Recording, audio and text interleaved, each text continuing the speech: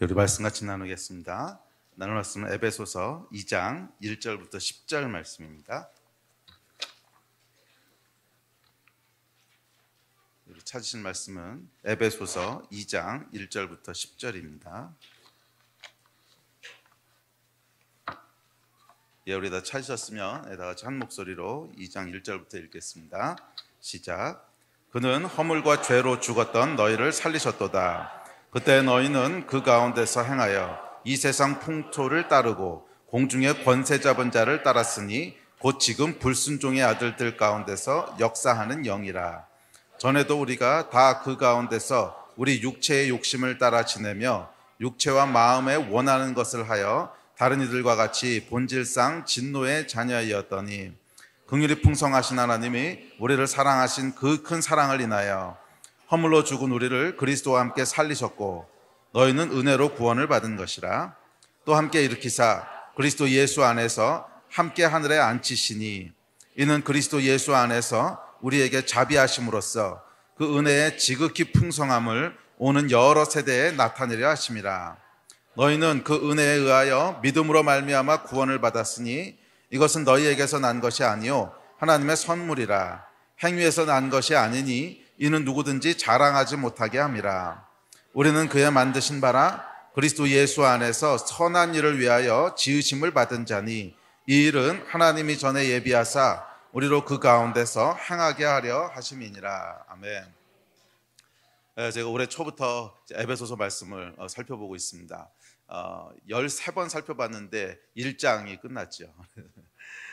사실은 한 6개월 정도를 에베소서 1장을 가지고 이제 말씀을 전해서 이 하반기에는 조금 다른 말씀을 살펴보고 그 다음에 이어서 에베소서 2장을 할까 했는데 지난주에 오셨던 우리 민청 목사님이 이 강해 설교 너무 중요하다고 그래서 자기는 로마서 강의를 시작했는데 7년 동안 하고 있다고 7년 동안 매주 해서 이제 거의 끝났다고 해서 제가 용기를 얻었어요. 7년까지 하시는 분도 있구나. 그래서 일단 에베소서를 가지고 끝까지 좀 가보려고 합니다. 그래서 저한테 물어보시더라고요. 에베소서는 얼마나 걸릴 것 같냐고. 그래서 한 3년 걸릴 것 같다 그랬더니 그 정도면 딱 좋은 거라고. 뭐 3년까지 끝까지 갈지는 모르겠지만 약간 2장까지는 가봅시다. 그래서 오늘부터 이제 2장을 시작하려고 합니다. 아마 2장도 한 10번은 걸릴 것 같아요. 10번은 걸릴 것 같은데. 자, 1장에서 우리가 살펴봤던 말씀은 뭐냐면 하나님은 우리를 축복하시는 분이시라는 거예요. 우리 하나님은 좋은 하나님이십니다. 할렐루야. 우리 하나님은 성격이 이상한 분이 아니시고 우리에게 막 할 수 없는 어려운 일들을 강요하셔서 우리를 힘들게 하는 그런 까탈스러운 주인이 아니시라는 거예요. 우리 하나님은 좋으신 분이십니다. 저는 세상 모든 사람들이 이걸 알았으면 좋겠어요. 우리 하나님은 좋으신 분이세요. 아멘. 우리 옆 사람한테 좀 말씀해 주실래요? 우리 하나님은 좋으신 분이십니다. 아멘. 그래서 에베소서 1장의 주제는 하나님은 좋으신 분이시라는 거예요. 그래서 하나님은 예수 그리스도 안에 신령한 복들을 준비해 놓으시고 누구든지 그 안에 들어온 사람들이 이 복을 누구든지 누리기를 풍성하게 누리기를 기대하시고 즐거워하는 분이십니다. 그래서 복의 내용이 무엇인지를 제가 13번에 걸쳐 살펴봤습니다. 그 복의 내용은 한마디로 말하면 하늘에 속한 모든 좋은 것들을 다 주기 원하시는 거라는 거예요. 그래서 우리를 하나님의 자녀로 삼으시고 또 하나님의 상속자로 삼으셔서 하나님이 가지신 모든 것을 다 우리에게 주기를 기뻐하는 분이시라는 거예요. 그것은 우리가 죽고 난 다음에 천국에 가서 누릴 것만을 얘기하는 것이 아니라 이 땅을 살아가는 동안에도 지금도 누릴 수 있는 하나님의 복입니다. 누구든지 그리스도 예수 안에 들어오는 자는 우리 하나님이 그 안에 예비해 놓으신 풍성한 삶과 풍성한 복들을 누리게 된다는 겁니다. 이것이 1장의 내용이었습니다. 자, 이제 오늘부터 2장 내용을 살펴볼 텐데 2장부터는 조금 이제 주제가 바뀝니다. 그렇다면 이것을 어떻게 누릴 수 있는가, 또 누리지 못했던 이유는 무엇인가 하는 이야기들을 조금씩 다뤄가는데 2장은 특별히 큰 두 가지 주제를 다루고 있습니다. 2장 전반부인 오늘 읽으셨던 2장 1절부터 10절까지는 구원이 무엇인지에 대한 이야기를 합니다. 그래서 바울이 이제 신령한 복을 하나님이 다 준비해 놓으셨는데 그 복을 누리기 위해서는 구원을 받아야 되는 거죠. 그리스도인은 구원받은 사람들인데 그렇다면 구원을 받는다는 건 무엇인가? 그리고 예수 안으로 들어온다고 하는 것은 무엇인가 하는 내용들을 쭉 설명을 합니다. 그리고 이어지는 11절부터 끝까지는 구원받은 자들, 초신자들이 꼭 알아야 될 몇 가지 이야기들을 쭉 설명을 합니다. 그것이 2장의 내용이에요. 그리고 이제 에베소 3장에 넘어가면 교회에 대한 이야기로 이어지죠. 자, 그래서 2장 내용을 살펴볼 텐데, 특별히 2장 전반부인 1절부터 10절 내용을 가지고 저희가 한 2번, 3번, 뭐 길면 한 4번 정도 구원이 무엇인가 하는 것에 대해서 살펴보려고 합니다.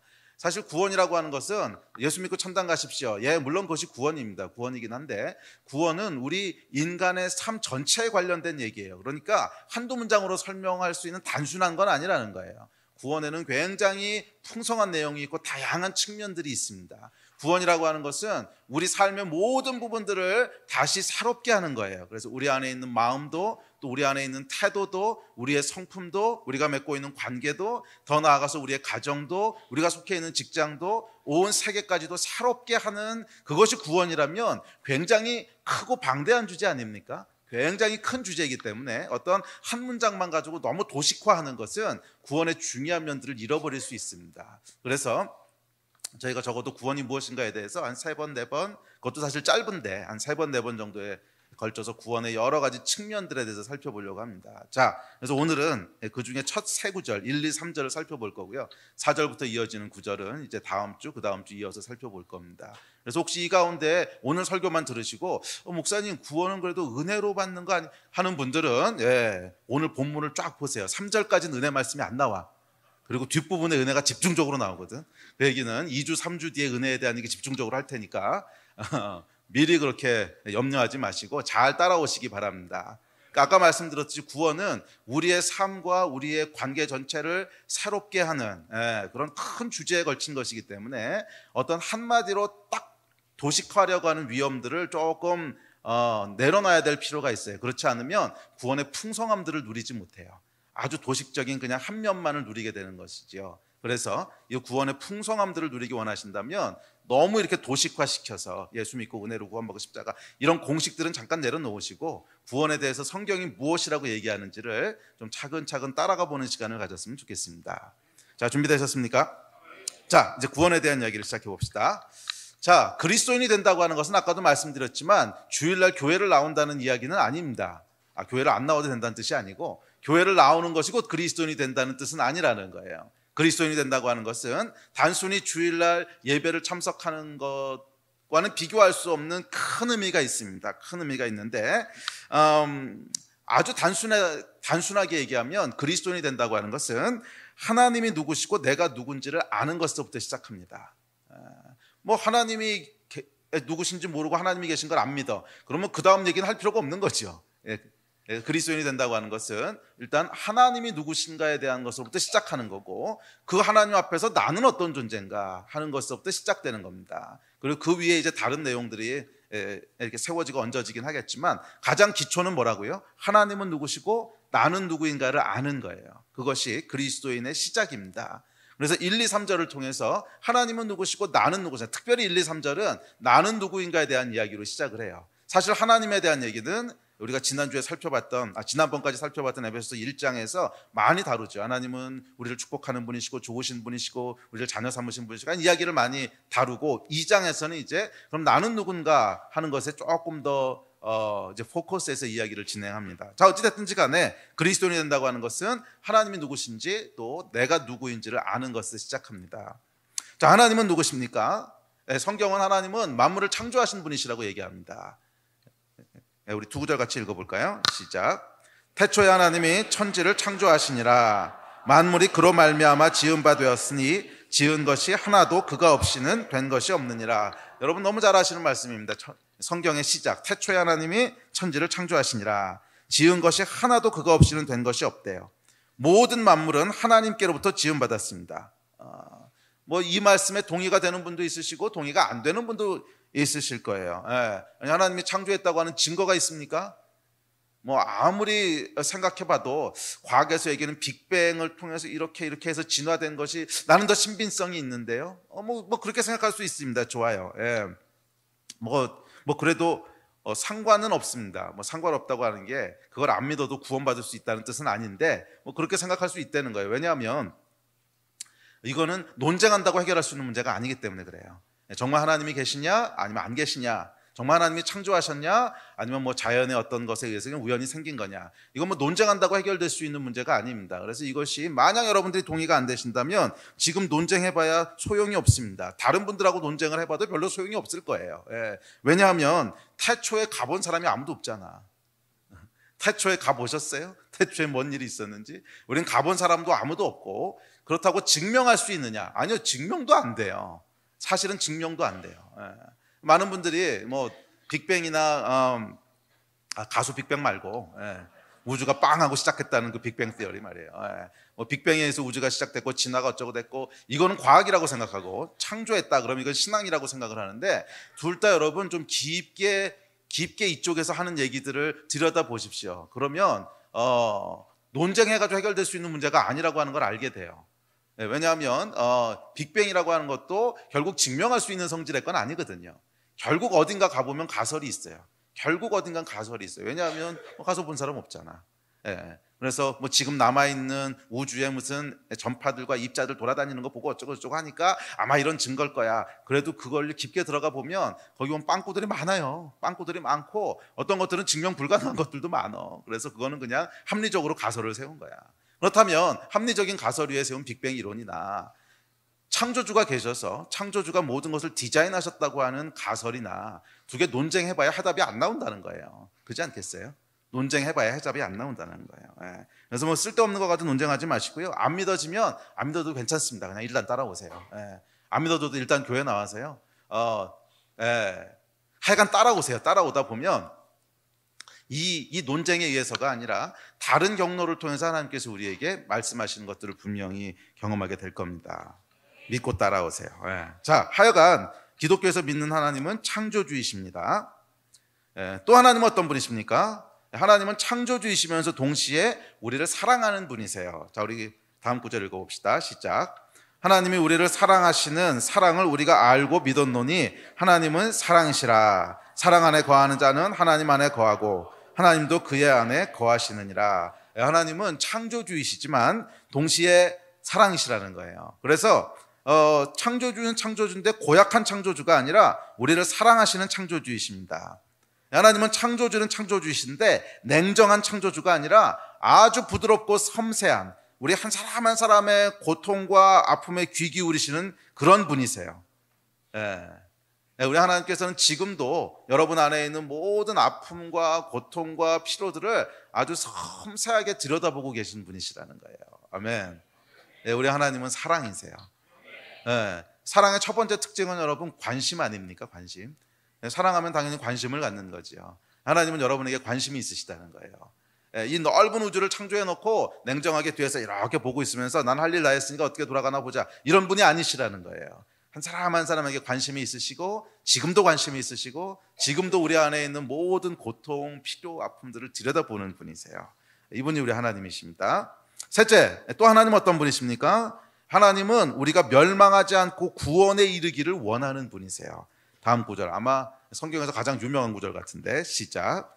하나님이 세상을 이처럼 사랑하사 독생자를 주셨으니 이는 그를 믿는 자마다 멸망하지 않고 영생을 얻게 하려 하심이라.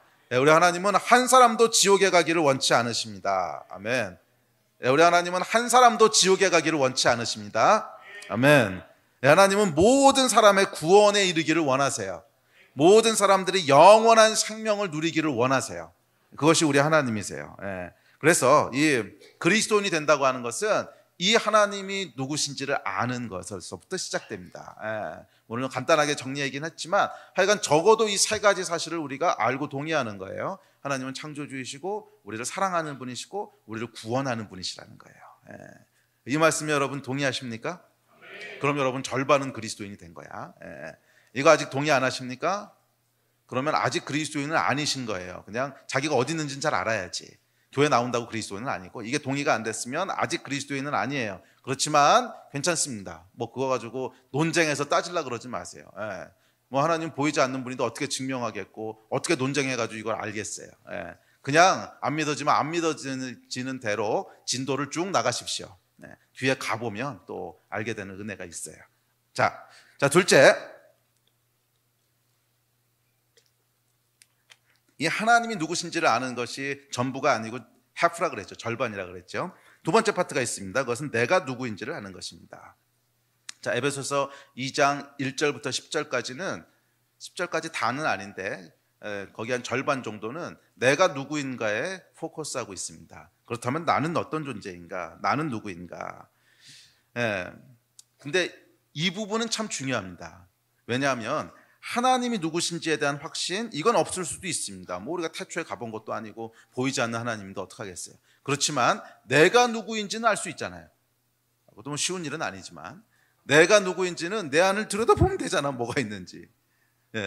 그래서 사실 그리스도인이 된다고 했을 때는 하나님에 대한 논쟁에서부터 시작하지 마세요. 그건 논쟁해봐야 시간 낭비야. 서로 증명할 수 없는 거야. 이거는 서로 증명할 수 없는 거예요.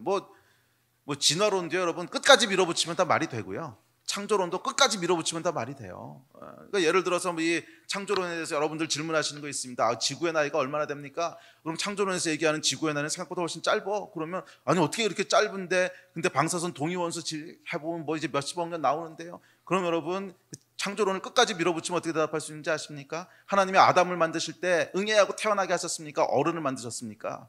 어른을 만들었잖아. 아담도 처음부터 온 게 아니고 중간에 뚝 어른으로 떨어졌다고. 그러면 지구도 어른 지구 만들면 왜 안 되는데? 30억 년 된 지구 만들어서 거기서부터 시작하면 왜 안 되는데?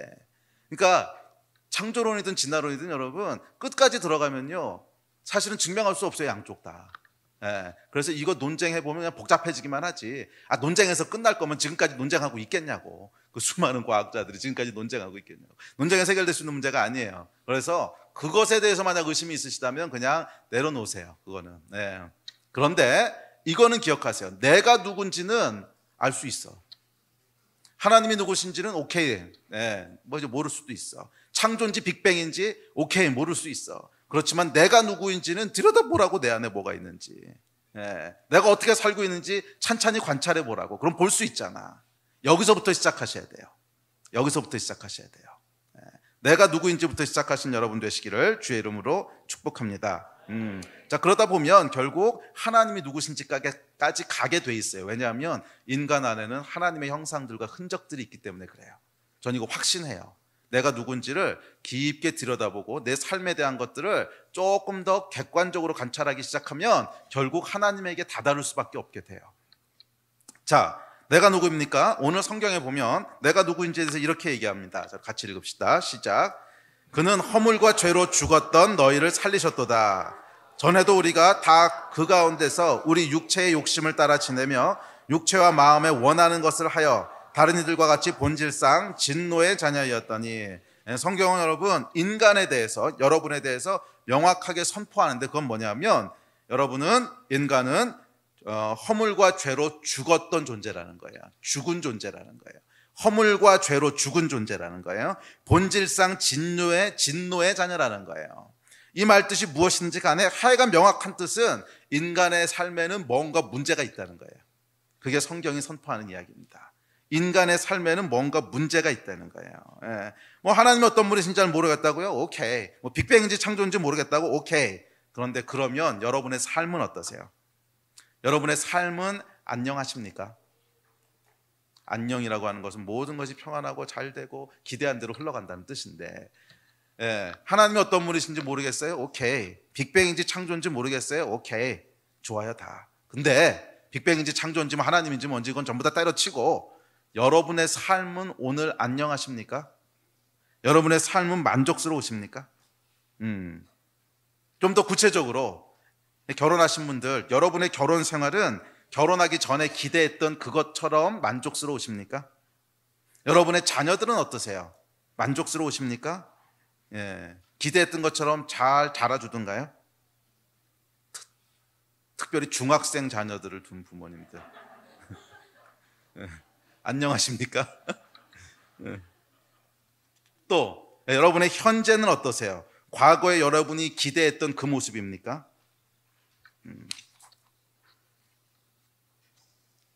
오케이, 이런 건 다 차치하고 여러분의 마음에는 평화가 있습니까? 잠은 잘 주무십니까? 건강은요? 젊은이들은 미래를 생각할 때 기대와 기쁨이 막 올라옵니까? 아니면 불안과 짜증이 있습니까? 다시 한번 제가 묻습니다. 여러분의 삶은 안녕하십니까? 개인의 삶뿐 아니라 조금 더 그 범위를 확장하면 어떻습니까? 여러분의 가정은 안녕하십니까? 조금 더 확장해서 우리가 사는 사회는 어떻습니까? 우리가 사는 사회는 정말 우리가 받아들일 만합니까? 항상 정의가 승리하고 정직한 사람들이 복을 받던가요? 아니잖아요. 결국 악한 놈들이 더 잘 되고 장수하다가 편안히 가고, 뭐 이런 이 부조리들, 모순들, 우리 주위에서 일어나는 답답하고 억울한 일들, 이건 도대체 뭐예요? 구원은 여러분 이것을 인식하는 것부터 시작하는 거예요. 구원은 잘 들으십시오. 하나님에 대한 논쟁에서 시작하는 게 아니에요. 그건 논쟁해봐야 해답이 안 나와.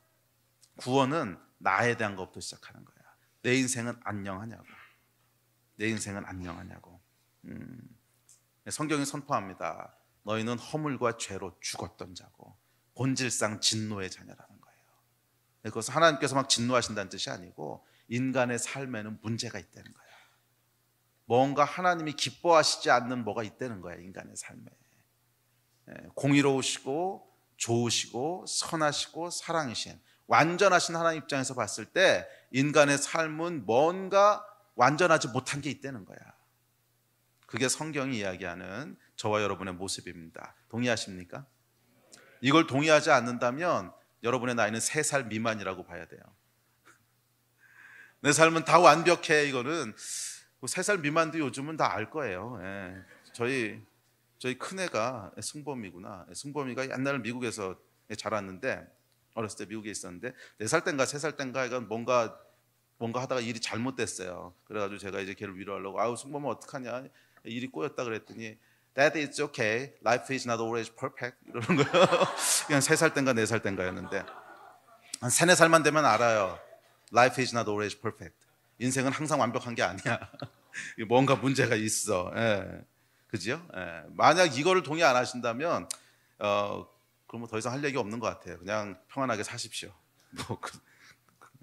그런데 만약 여러분이 여러분의 삶에 대해서 그래 내 삶은 안녕하지 못한데 성경이 선포하는 것처럼 뭔가가 지금 빠져있고 비어있고 뒤틀려 있는데 라고 생각하신다면 맞아요. 복음은 여러분을 위한 거예요.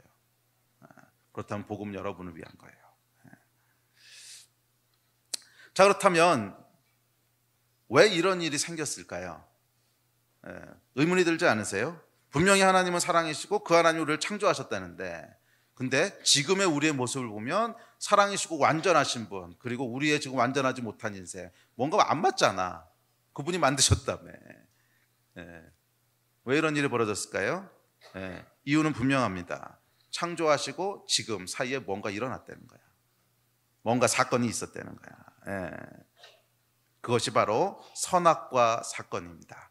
여러분이 잘 아시는 아담과 하와가 선악과를 따먹은 사건, 그것이 그 사이에 벌어진 거예요. 아, 목사님, 내 인생 얘기하시는 거잖아요. 지금 내 인생이 안녕하지 못한데 아담이 사과 따먹은 거하고 무슨 상관이 있습니까? 난 안 따먹었는데. 그래, 이 이야기를 오해하지 마십시오. 여러분이 선악과를 따먹어서 인생이 안녕하지 못하단 말은 아닙니다. 선악과 사건의 본질을 잘 이해하셔야 돼요. 선악과 사건의 본질은 사과를 몰래 따먹어서 벌 받았다 이런 뜻이 아닙니다. 그런 뜻이 아니고, 선악과 사건의 본질은 인간이 스스로 하나님을 떠나기로 결정한 거예요. 하나님의 지배와 통치와 질서 안에 있기를 거부하고 내가 스스로 만든 질서 속에 난 살 거야 라고 하는 것이 선악과 사건의 본질입니다. 오늘 본문 말씀에 의하면 육체의 욕심을 따라 육체와 마음이 원하는 것을 하기로 결정한 거예요. 자, 다시 한번 읽어보십시오. 오늘 3절 말씀 시작. 전에는 우리도 다 그 가운데서 우리 육체의 욕심을 따라 지내며 육체와 마음에 원하는 것을 하여 다른 이들과 같이 본질상 진노의 자녀였더니. 자, 왜 우리가 진노의 자녀라는 뜻은, 다시 말하지만 하나님께서 막 노하시고 진노하신다는 뜻이 아니라 하나님 보시기에 기쁘시지 않은 상태가 됐다는 뜻이에요. 왜 그랬다는 거예요? 육체의 욕심을 따라 육체와 마음이 원하는 것을 했다는 거예요.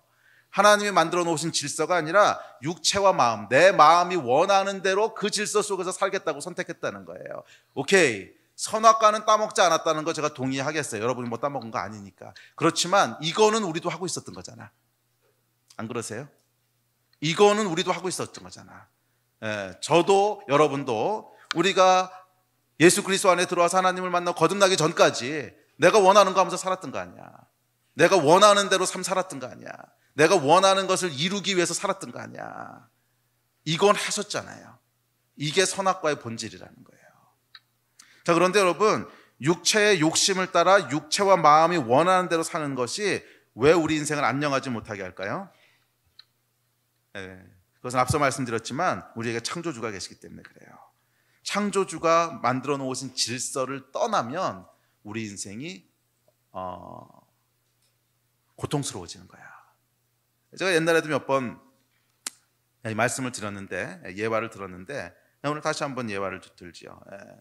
창조주 하나님께서 만드신 모든 세계에는 질서가 있습니다. 질서가 있어요. 우리 하나님은 얼마나 정확한 분이신가를 보시려면 지구가 태양 주위를 얼마나 정확하게 돌고 있는가를 보세요. 달이 지구 주위를 얼마나 정확히 돌고 있나를 보세요. 뭐 0.1초의 오차도 없이 정확히 돌고 계세요. 우리 하나님은 질서가 있으신 분이세요. 그래서 모든 피조물들을 창조하실 때 질서를 가지도록 창조하셨어요. 이건 창세기 1장을 읽어보면 처음에 혼돈이 있었는데 혼돈 가운데 질서를 주시는 것이 창조의 과정이거든. 그래서 애가 질서가 있습니다. 그런데 뭐 예를 들면 물고기를 창조하시면서 둔 질서는 뭐예요? 아가미를 통해서 물속에 살도록 질서를 두셨어요. 그런데 어느 날 이 물고기가 육체의 욕심을 따라 육체와 마음이 원하는 대로 살기를 선택했어.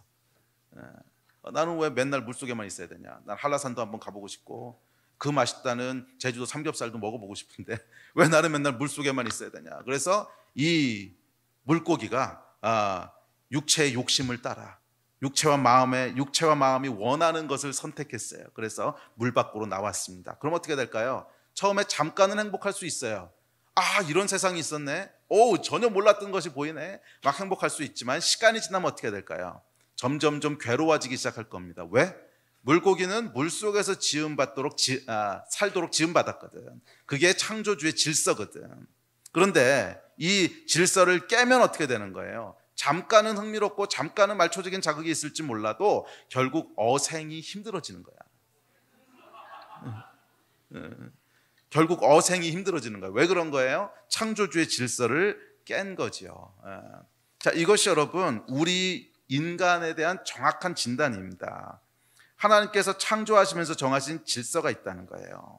물고기는 물속에 있어야 복을 누리듯이 사람은 하나님 안에서 살도록 지음받았다는 거야. 저와 여러분은 하나님 안에서만 정상적으로 작동하도록 지음받았다는 거예요. 물고기는 여러분 물속에 있어야만 정상적으로 작동하도록 지음받았어요. 아가미가 있잖아. 허파가 없단 말이야. 지음받기를 거기서만 작동하도록 지음받았어. 그 다른 환경 속으로 빠져나가면 정상적으로 작동할 수가 없어. 인간도 마찬가지예요. 인간이 하나님 안에 있을 때만 우리의 마음도 우리의 영혼도 우리의 육체도 정상적으로 작동하도록 지음받았어요. 그런데 문제는 이 선악과란 말이야. 선악과 그 사과 따먹은 거 말고 육체의 욕심과 육체와 마음이 원하는 대로 살기를 선택하는 거. 하나님이 만들어 놓으신 질서대로 살기를 따라가는 것이 아니라 나는 그냥 내가 원하는 대로 내 욕심대로 내가 원하는 것을 내 육체가 원하는 것을 그냥 마음껏 해볼래. 이거를 하게 되면 뭐가 온다는 거예요? 잠깐은 말초적인 즐거움이 있다는 거예요. 잠깐은 물고기가 나와서 한라산을 처음 보고 삼겹살을 물고기 이빨로 먹을 수 있는지 모르겠는데 하여간 먹었어. 잠깐은 어생이 행복해. 그렇지만 그건 잠깐이고 그 다음에 뭐가 따라오는 거예요? 거기서는 제대로 작동할 수 없는 구조들이 따라오는 거지. 인간도 마찬가지입니다. 우리가 하나님을 떠나 내가 원하는 대로 살기로 선택한 순간부터 인간의 삶에는 물 밖에 나온 물고기 같은 고통이 계속 따라온다는 거예요. 그것이 제가 아까 질문했던 여러분의 인생은 안녕하십니까? 라고 하는 질문의 근본적인 이유예요. 물론 구체적인 현상들은 다양할 수 있어. 그렇지만 가장 근본적인 이유는 이거예요. 하나님의 질서를 떠났다는 거예요. 왜 여러분의 자녀들이 특별히 중학생들 미안하다 하여간 중2병들 왜 그것이 가정의 평화를 깨요? 물론 뭐 그놈이 나쁜 놈일 수도 있고 뭐 부모가 교육을 잘못했을 수도 있고 학교 교육에 문제가 있을 수도 있고 여러 가지 표면적인 이유는 있지만 궁극적인 이유는 결국 그 가정에 속한 각 개인이 하나님의 질서 안에 머무르기를 거부하고 떠난 거야. 그래서 육체의 욕심과 육체와 마음이 원하는 대로 살기를 선택한 거야. 네, 그 결과를 우리가 보고 있는 거예요. 여러분 어떠십니까?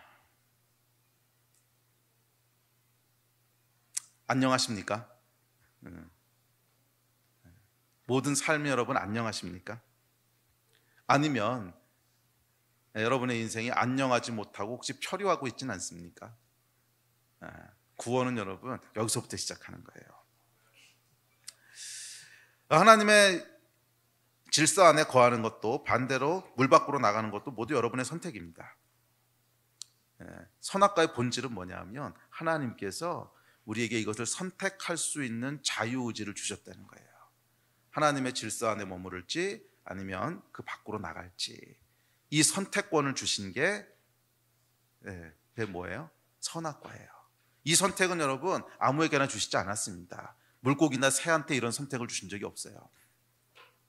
그래서 물고기나 새 같은 경우에는 하나님이 창조하시면 그 창조된 코딩된 대로 그대로 움직이지 선택해가지고 움직이지 않아요.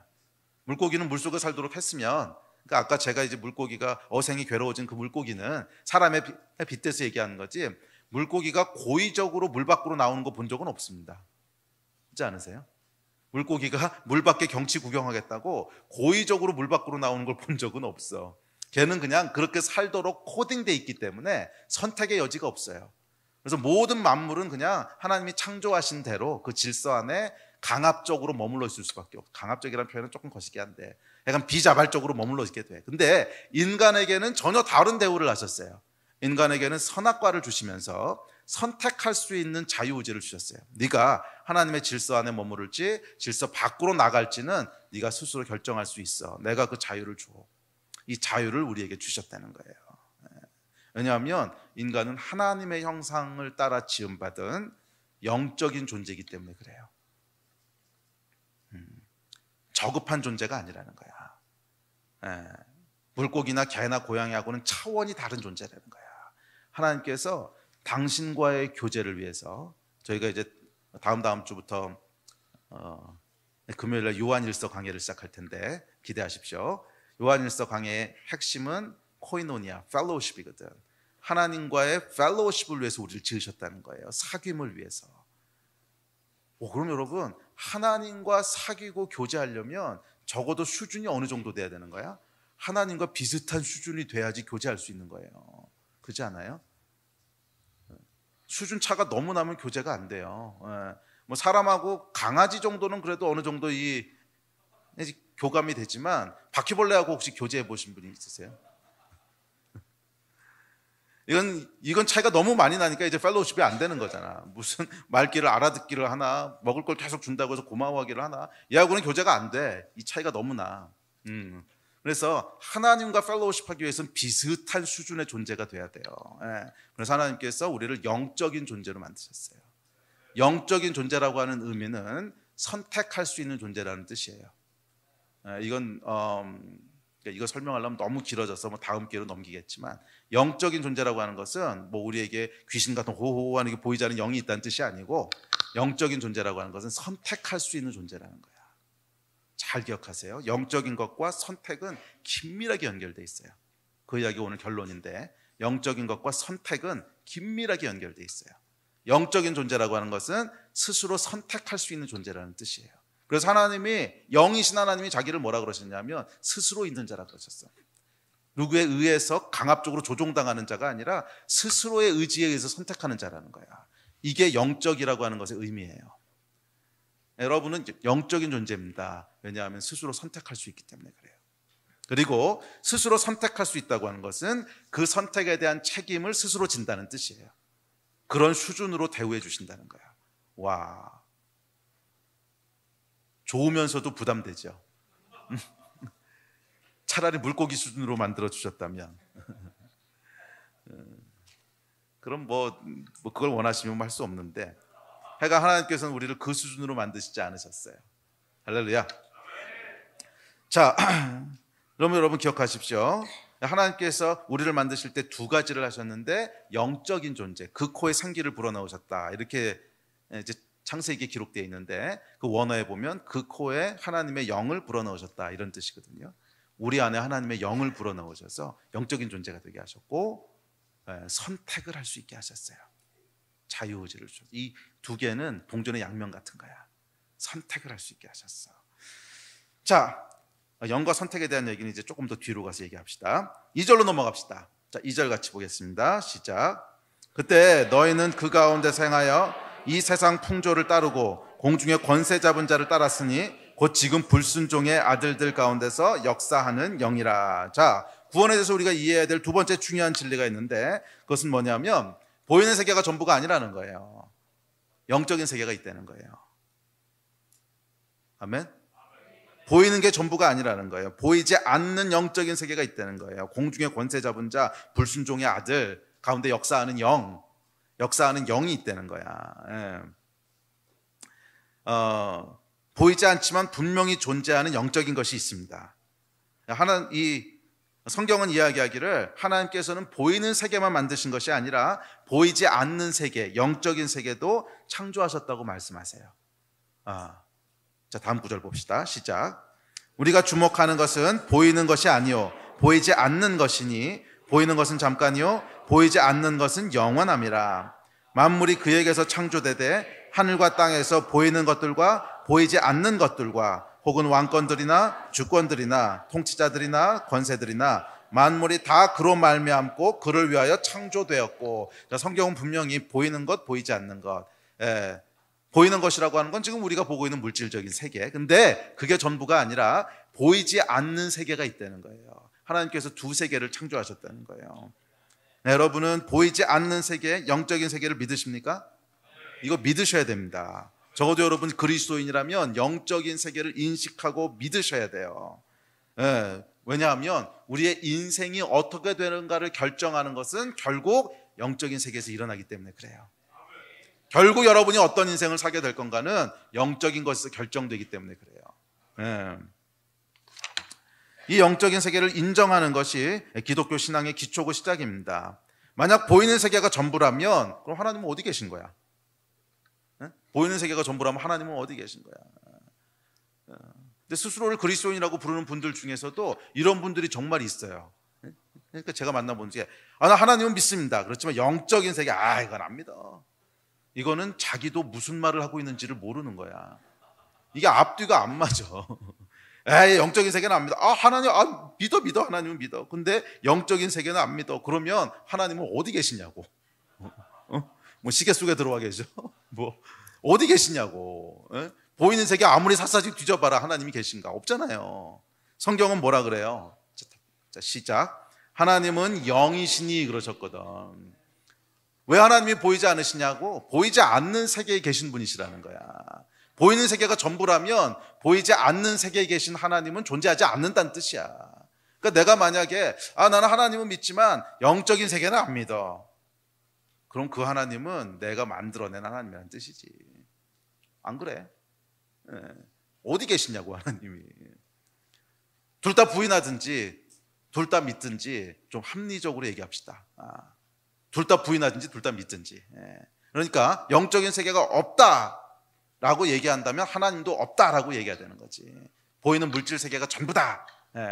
그러면 오케이, 뭐 그렇게 생각할 수 있어요. 아니면 난 하나님이 계시다고 믿어. 그래도 누군가 창조하신 것 같아. 그렇다면 영적인 세계도 있다고 믿어야 되는 거지. 거기에 하나님이 계신 거니까. 아멘. 자, 영적인 세계를 여러분 믿으십니까? 자, 영적인 세계를 이해하는 데 있어서 아주 중요한 것은 영적인 세계도 물질 세계처럼 법칙이 있다는 거예요. 원리들이 있다는 거예요. 물질 세계 보면 물리학의 법칙이 있고 화학의 법칙이 있고 법칙들이 있죠. 아니, 알았어요. 물리 얘기 안 할 테니까 벌써 긴장들 하시는 것 같아요. 뭐 하여간 이 영적인 원리들이 그 원리들이 있잖아요. 이제 물리학의 원리, F는 ma 뭐 이런 거 있잖아. 그렇듯이 영적인 세계에도 원리가 있다는 거예요. 법칙이 있다는 거예요. 왜냐하면 물질 세계를 만드신 분이 영적인 세계도 만드셨거든. 같은 분이 만드셨거든. 그리고 그분은 질서의 하나님이시기 때문에 그래요. 자, 영적인 원리를 이해하는 것은 참 중요합니다. 왜냐하면 그래야 우리 삶이 그것에 의해서 결정되기 때문에 그래요. 자, 여러 가지 원리들이 있는데 뭐 다 살펴볼 건 아니고 그 중에 중요한 거 하나를 살펴보겠습니다.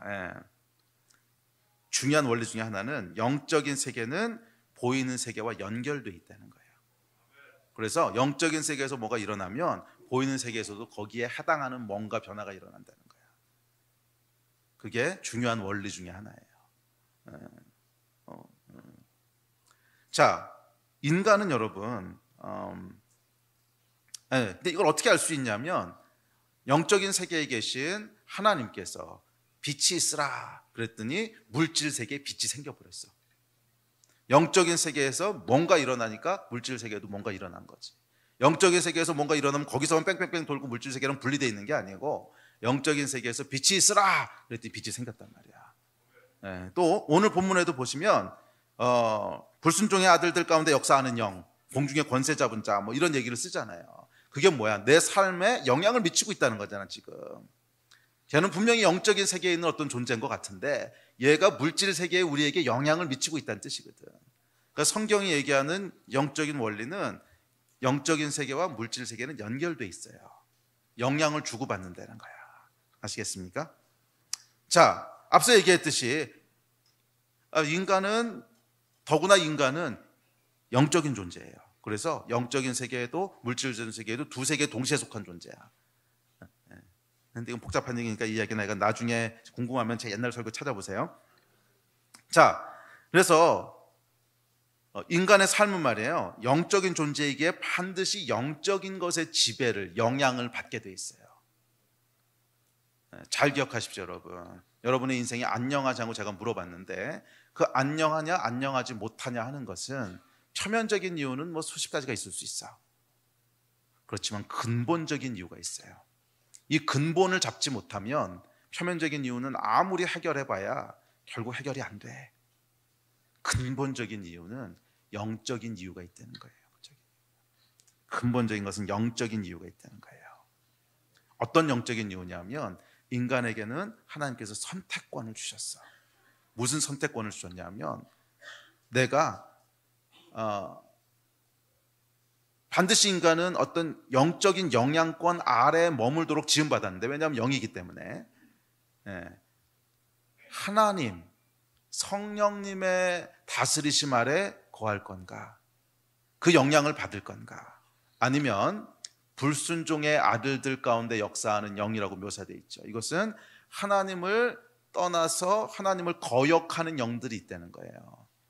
성경이 말하고 있는 마귀 사탄이라고 부르는데 하나님을 거역하는 영들이 있다는 거예요. 그 영에게 문을 열어서 그 영의 영향을 받을 건가, 인간은 이 둘 중에 하나의 영향을 반드시 받는다는 거예요.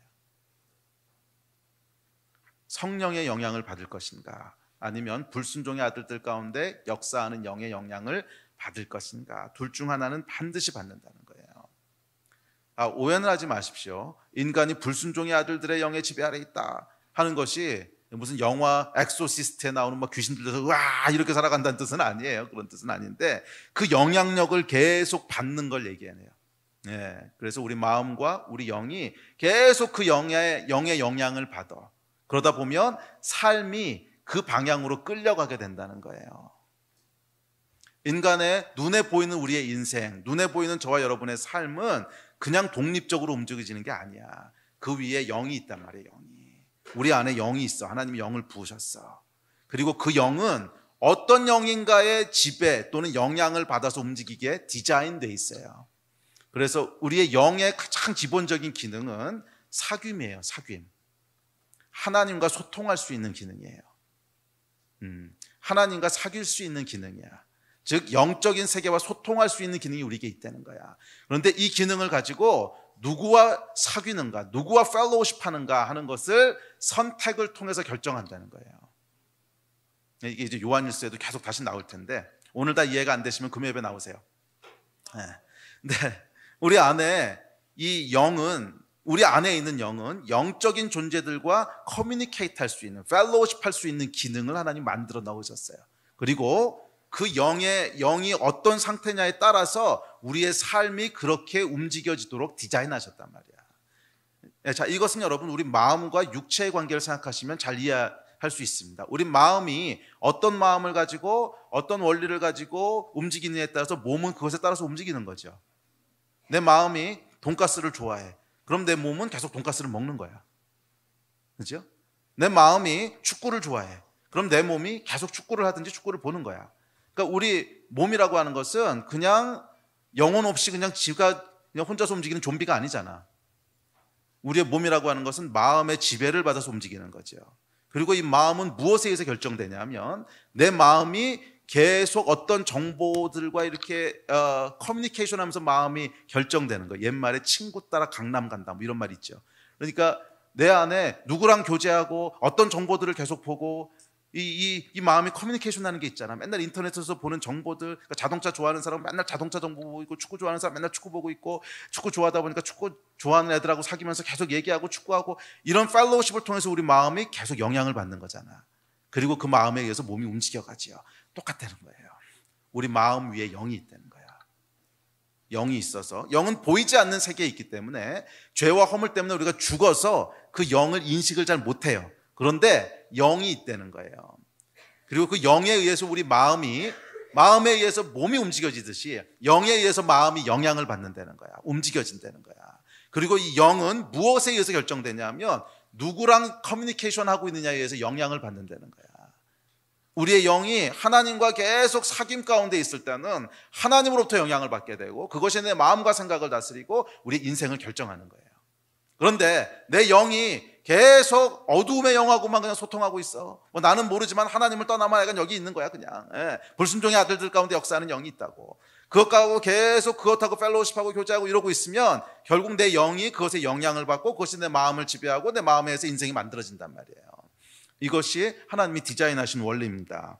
자, 그런데 이 불순종의 아들들 가운데 역사하는 영은 우리를 어느 방향으로 끌고 가는 거예요? 성경 구절. 자, 시작. 도둑이 오는 것은 도둑질하고 죽이고 멸망시키려는 것뿐이요 내가 온 것은 양으로 생명을 얻게 하고 또 풍성히 얻게 하게 하려는 것이라. 자, 두 가지 영이 있는데 하나는 하나님의 영이신 성령께서 계시고 두 번째는 불순종하는 영들이 있다는 거예요. 그런데 이 마귀 사탄의 불순종하는 영은 목적이 뭐냐면 도둑은 도둑질하고 죽이고 멸망시키는 거라는 거야. 우리 인생을 파괴하고 괴롭게 하고 힘들게 하고 고통스럽게 하는 게 얘들의 목적이라는 거야. 그래서 이 영의 지배 아래 있으면 우리가 아무리 벗어나고 싶어도 마음이 계속 불안하고 고통스럽고 힘들고, 이것은 여러분 뭐 귀신 들려서 우와 이렇게 이런다는 뜻이 아니에요. 우리는 인식하지 못하지만 우리 안에 계속 그런 영향력들이 들어온다는 거예요. 우리 인생이 안녕하지 못한 이유의 근본적인 이유가 그거라는 거야. 그러나 반대로 하나님 안에 있는 사람들은 그 안에 하나님으로부터 흘러오는 뭐가 있는 거예요? 기쁨과 평강과 즐거움과 이게 늘 충만한 거예요. 그래서 여러분 진짜로 깊게 하나님 안에 거하는 사람들을 보면 아주 힘들고 극단적인 상황 가운데 있어도 평강을 누리는 걸 볼 수 있어요. 성경에 나오는 스테반 집사 같은 분들, 돌 맞아 죽는 마지막 순간까지도 평강, 아주 완벽한 평화가 있었어. 이건 여러분 설명할 수 없는 거거든. 지금 상황은 굉장히 급박하게 돌아가고 좀 죽게 생겼는데 그 안에 굉장한 완벽한 평화와 기쁨이 있었단 말이야. 그것은 스테반에게서만 보여지는 게 아니라 깊은 신앙을 누렸던 많은 사람들이 보여줬던 모습이에요. 이게 뭐예요, 여러분? 하나님과 우리 영이 교제하고 있을 때, 하나님 안에 있을 때, 우리의 영이 하나님을 선택했을 때 우리 안에 우리 마음에 부어지는 성령으로부터 오는 축복이라는 거야. 그러나 반대로 이것을 우리가 거부하고 떠나면 이게 없어요. 그래서 그냥 환경에 의해서 두려워하고 불안하고 힘들어하고, 또는 환경이 완벽한데도 이해할 수 없게 잠이 안 오고 미래가 어떻게 잘못되면 어떡하지? 지금 내가 누리고 있는 이런 권리들을 못 누리게 되면 어떡하지? 약간 별의별 불안들을 다 우리를 괴롭게 하는 거잖아. 여러분의 인생은 안녕하십니까? 안녕하지 못하다면 영적인 이유가 있는 거라는 거예요. 그거 눈에 보이는 물리적인 이유들 아무리 풀어봐야 해결 안 됩니다. 인생 조금 살아보신 분들은 금방 아실 거예요. 3살 넘어가신 분들은 다 아시잖아. 그거 눈에 보이는 문제들 아무리 해결하려고 해봐야 해결 안 돼요. 근본적인 해결은 영적인 문제이기 때문에 그래요. 다시 한번 묻습니다. 여러분은 어디에 거하십니까? 성령의 지배 아래 있습니까? 아니면 불순종의 영 아래 거하십니까? 자, 그런데 이제 마지막 얘기 나누고 기도할 텐데 중요한 게 있어요. 그렇다면 이 중요한 영적인 원리가 있는데 우리에게 영이 있다 그랬지. 그런데 이 영이 어떻게 될 것인가? 우리의 영을 움직이는 것이 있는데 그게 바로 선택이라는 거예요. 자유의지라는 거예요. 이 자유의지, 선택은 영하고 아주 긴밀하게 연결되어 있습니다. 의지를 사용해서 무언가를 선택하는 순간 그것은 불순종의 영에게 우리 삶의 문을 열기도 하고, 또 어떤 것을 선택하면 그것이 불순종의 영이 우리 삶에 들어온 것을 닫아버리기도 하고, 또 어떤 것을 우리가 선택하면 그 선택은 성령께서 우리 삶 가운데 들어오시는 문을 활짝 열기도 하고, 또 어떤 것을 우리가 선택을 하면 성령께서 우리 안에 역사하시려고 하는 문을 닫아버리기도 한다는 거예요. 잘 기억하세요. 우리가 영적인 문을 열고 닫고 하는데 무엇이 우리 삶에 들어와서 영향을 미칠까? 열고 닫고 하는데 그 열쇠가 뭐라는 거예요? 선택이라는 거예요. 선택. 그래서 제가 아까 자유의지를 주신 선택과 인간이 영적인 존재가 되게 하셨다는 것은 동전의 양면이라는 거야. 인간이 영적인 존재라면 어떤 영적인 것을 선택할 수 있는데 그 선택하는 컨트롤러가 뭐냐면 선택이라는 거예요. 여러분이 무엇을 선택하냐에 따라서 여러분 영의 지도들이 다 바뀐다는 거야. 어떤 문이 열리고 어떤 문이 닫히는지가 결국 여러분의 선택에서 다 결정된다는 거예요. 제가 이 말씀을 묵상하고 있을 때 보여주신 그림이 하나 있어요. 그 그림이 뭐냐면 그 영화 같은 데 보면 이렇게 아주 복잡한 미로를 통과하는 뭐 그런 장면이 딱 떠올랐는데, 미로가 있어요. 근데 미로는 이제 들어가면 뭐 이제 문도 있고 막 이렇게 이쪽 길로 가면 막혀 있고 저쪽 가면 뚫려 있고 막 이런 거야. 근데 이제 가다 보면 어떤 문은 닫혀 있고 어떤 문은 열려 있고 막, 그래서 이쪽으로 못 가고 열린 문으로, 그러니까 그런 미로를 우리가 들어가는 거예요. 그러면 그 미로를 쫙 이제 통과해서 끝까지 가면 어딘가로 나가겠죠. 나가는 게 여기 문이 하나 있어요. 그런데 우리가 선택을 하는 순간, 무엇이든지 간에 선택을 하는 순간 촤촤촤촤닥 그러고 문이 바뀐다는 거야. 열렸던 문이 닫히기도 하고 닫혔던 문이 열리기도 하고, 이게 뭐예요? 미로의 지도가 촤촤촤촤 바뀌어버리는 거야. 그래서 원래의 길은 이렇게 들어가면 이 미로 이렇게 들리고 이쪽 문은 닫혔는데 이쪽은 열렸는데 이렇게 이쪽으로 나가게 되는데, 근데 무언가를 선택하는 순간 촤촤촤촤 문이 다 바뀌어. 그래서 원래 여기 열려 있었는데 닫혀버리고 이쪽이 열리고, 그래서 이쪽 길로 이렇게 가다 보면 전혀 다른 문으로 나오게 되는 거예요. 자, 기억하셔야 될 건 모든 선택은 말이에요, 영적인 거예요. 이거 예수 믿는 분들도 잘 들으십시오. 모든 선택은 영적인 거예요. 아무리 작은 거라도, 뭐 심지어 오늘 내가 무엇을 먹을까, 또는 장에 가서 뭘 살까, 뭐 직장을 어디로 갈까, 이런, 또는 뭐 우리가 집을 어디로 이사할까, 뭐 이런 것들, 이게 다 영적인 거라는 거야. 사람들은 선택을 너무 쉽게 생각해요. 아니 여러분, 선택은 쉽게 생각하면 안 돼요. 선택은 영적인 지도를 움직이는 게 선택이야.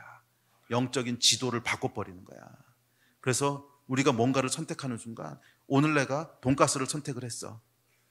돈가스는 나쁜 음식의 대표적인 상징물입니다. 근데 내가 돈가스를 선택을 했어. 그 순간 그 선택이 뭐 별거 아니라고, 그게 무슨 영적인 의미가 있겠어. 아니 여러분, 이게 결국 그걸 선택하는 순간 좌좌좌좌 문이 바뀌는 거야. 그래서 원래 95세까지 살도록 돼 있는데 60세로 떨어지는 거지. 뇌출혈 막 이런 게 이제, 이런 결과들이, 그렇잖아요 여러분. 30년 전에 돈가스만 안 먹었다면 내가 지금 뇌출혈이, 이게 여러분 이 선택에 의해서 운명이 바뀐 거야. 그러면 그렇게 건강을 잃게 되면 영적인 게 영향이 없을 것 같으세요? 아니 여러분, 이거 아주 긴밀한 연관이 있어요. 기억하세요 여러분, 모든 선택은 뭘 바꾼다? 영적인 지도를 바꾼다는 거야. 내가 오늘 우리 집 이사를 가야 되는데 어디로 이사를 가지? 교회 근처로 갈까? 교회 근처는 뭐 집이 별로 마땅치 않고 교육도 마땅치 않고, 저기 어디로 갈까?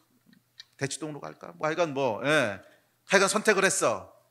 그러고 스스로에게 뭐라고 위안하냐 하면, 어디 가냐가 뭘 중요해. 그냥 신앙생활 잘하면 되지. 이게 속이는 거야. 그 선택이 영적인 영향력을 준다는 거예요. 우리의 이걸 이렇게 지도를 다 바꿔버린다는 거야. 아시겠어요? 무슨 말인지. 선택을 가볍게 여기시면 안 돼요. 선택은 영적인 지도를 바꿔버려요. 아멘. 이것이 선택의 기능입니다. 이것이 선택의 기능이에요. 사람들은 이 선택의 기능을 잘 몰라. 선택이 영적인 것과는 별로 관계가 없다고 생각해. 그냥 선택은 내가 매일매일 이렇게 하고 그냥 뭐 신앙생활은 교회에서 그냥 잘하면 되지 뭐. 그게 아니에요. 여러분이 매일매일 선택하는 그 선택이 여러분의 영적인 방향과 영적인 지도와 영적인 그 모든 환경들을 다 결정하고 바꿔버리는 거야. 아멘.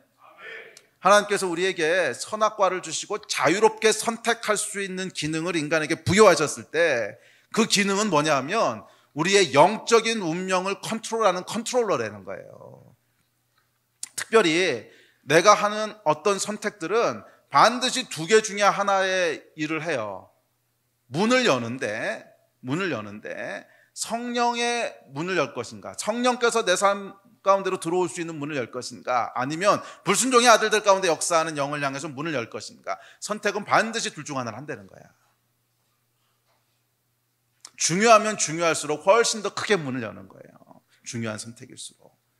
그래서 여러분, 계속 반복적으로 내가 불순종의 아들들 가운데 역사하는 영에게 문을 열어. 그럼 인생이 어떻게 되는 거예요? 계속 그 영향이 내 삶 가운데 들어오는 거야. 계속 내 삶 가운데 들어와서 결국 내 마음을 형성하는 거예요.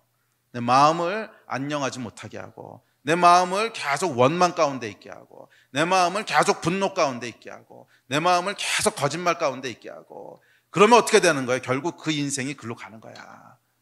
내 마음이 계속 그런 마음으로 차 있으면 내 인생 자체도 고달파지는 거지. 평강도 없고 기쁨도 없고 의미도 없고.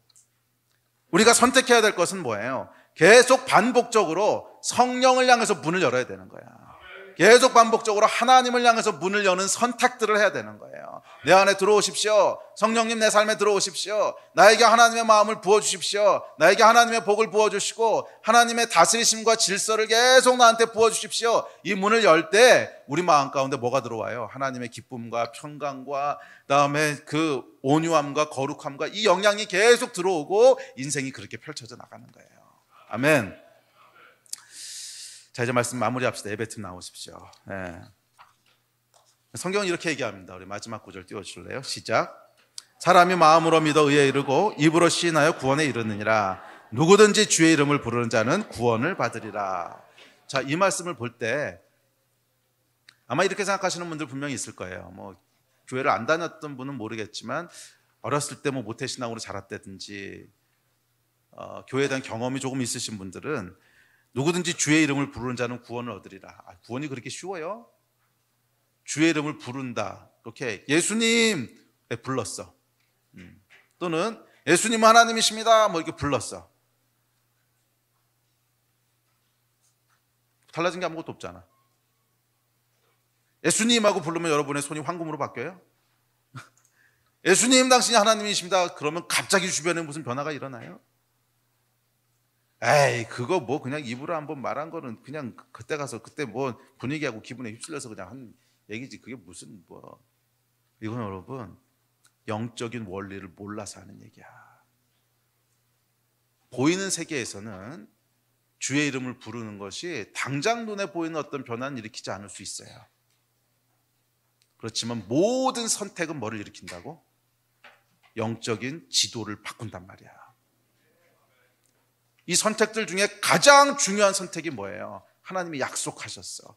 누구든지 주의 이름을 부르는 자는, 누구든지 주의 이름을 부르는 선택을 하는 자는, 누구든지 하나님께 도와달라고 부르짖는 자는, 누구든지 예수가 하나님이시라고 고백하는 자는, 누구든지 여호와 하나님 나는 당신의 도우심이 필요합니다 요청하는 자는, 이 선택을 하는 자는 뭐예요? 영적인 운명을 바꾸신다는 거예요. 눈에 보이는 세계에서는 당장 변화가 없을지 몰라도 보이지 않는 세계에서 엄청난 변화가 일어난다는 거예요. 지금까지 오랫동안 닫혀있던 죄와 어둠의 문들이 닫힌다는 거야. 지금까지 오랫동안 닫혀있던 의와 평강과 사랑을 향한 하나님을 향한 문이 열린다는 거예요. 그것은 지금 당장은 별로 큰 차이가 없어 보일 수 있어. 이 문으로 들어가나 이 문으로 들어가나 한 발짝 차일 수 있어. 그렇지만 이 문으로 들어갔을 때는 결국 끝에 가보면 전혀 다른 결과가 나온다는 거예요. 이쪽 문으로 들어가면 처음엔 그냥 한 발짝 차일 수 있어도 끝에 가보면 전혀 다른 문으로 나가게 된다는 거야. 여러분 왜 그런 거 해보셨죠? 사다리 할 때, 사다리 타기 할 때 선 하나를 딱 걷는데 뭐 선 하나가 그 사다리의 수많은 선에 비해서 뭐 아무것도 아니잖아. 근데 선 하나를 걷더니 일로 나와야 될 게 끝으로 나오게 되는 거 여러분 보셨죠? 그런 경험도 해봤잖아. 선 하나를 걷더니 이쪽으로 나올 게 저쪽 끝으로 나오게 된단 말이야.